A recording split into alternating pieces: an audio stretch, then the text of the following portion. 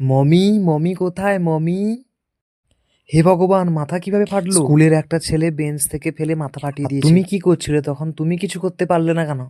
তোমার স্যার কি ওই ছেলেটাকে কিছু বলতে পারলো না? দাঁড়াও, এক্ষুনি তোমার স্যারকে আমি ফোন করছি। হ্যালো, এইচএম বলছেন? আমার জাম্বো বেটার কিভাবে মাথা ফাটলো? আমাকে এই ব্যাপারে কিছু জানানো হয়নি কেন স্কুল থেকে?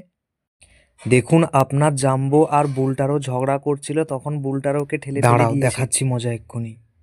কোথায় গেল, কোথায় গেল? না, এটা না, এটা না, এটা না, এই তো পেয়ে গেছি। আমার জাম্বো বেটার মাথা ফাটানো, দাঁড়া এক্ষুনি দেখাচ্ছি মজা। মিসেস ব্যানার্জি, আমার বুলটারোর হয়ে আমি আপনার কাছে ক্ষমা চাচ্ছি, প্লিজ ওকে ক্ষমা করে দিন। আমি খুবই ক্ষমা প্রার্থী। আর এই টাকাটা নিন। ধুর মশাই, রাখুন আপনার টাকা। আপনার বুলটারও আজ যা করেছে তার কোনো ক্ষমা হতে পারে না। আর যতক্ষণ আমি ওর না মাথা ফাটাচ্ছি ততক্ষণ আমার রাগ শান্তি হবে না। জাম্বু সোনা, মারো ওকে। না, ইয়া, কি হলো? মারলে না কেন?